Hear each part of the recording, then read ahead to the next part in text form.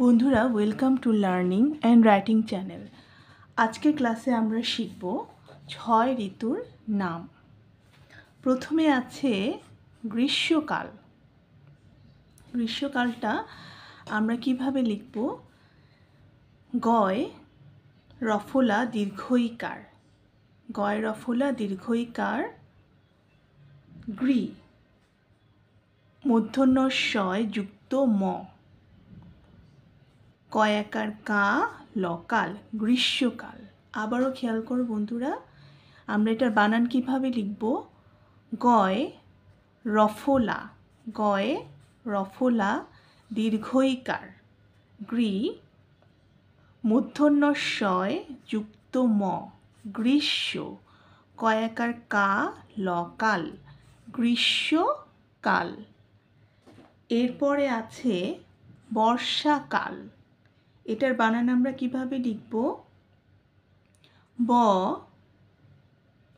মূর্ধন্য স রেফ, রেফ আকার, বর্ষা, ব মূর্ধন্য শয় রেফ আকার, বর্ষা, কয়াকার কা লকাল, বর্ষাকাল। এরপরে আছে শরৎকাল। তালব্য স, পয়বিন্দু র, খন্দ্র ত, শরৎ, কয়াকার কা লকাল, শরৎকাল। তালব্য স, র, খন্দ্র ত, কয়াকার কা লকাল, শরৎকাল। এরপর আছে হেমন্তকাল। হয়কারে হে, ম দন্তন্য যুক্ত ত, হেমন্ত, কয়াকার কা লকাল, হেমন্তকাল। এরপর আছে শীতকাল। তালব্য স দীর্ঘইকার ত, শীত, তালব্য স দীর্ঘইকার শী ত, শীত, কয়াকারে কা লকাল, শীতকাল। এরপর আছে বসন্তকাল। ব দন্ত স দন্ত নযুক্ত ত, বসন্ত, কয়াকার কা লকাল, বসন্তকাল। খেয়াল করো বন্ধুরা এটার বানান, ব দন্ত স দন্ত নযুক্ত ত, বসন্ত, কয়াকার কা লকাল, বসন্তকাল। নির্ভুলভাবে বানান শিখতে হলে বন্ধুরা তোমরা এটা বাসায় বেশি বেশি করে লেখা প্র্যাকটিস করবে।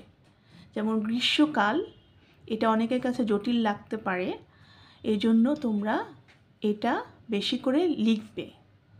যত লিখবে তত বানান নির্ভুল হবে। এটার বানানটা আমি আবারও বলে দিচ্ছি, গয় রফলা দীর্ঘইকার,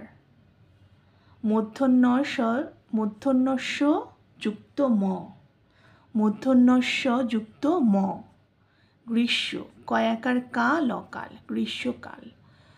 গয় রফলা, গয়ে রফলা দীর্ঘইকার, মূর্ধন্য ষ যুক্ত ম, কয়াকার কা লকাল, গ্রীষ্মকাল।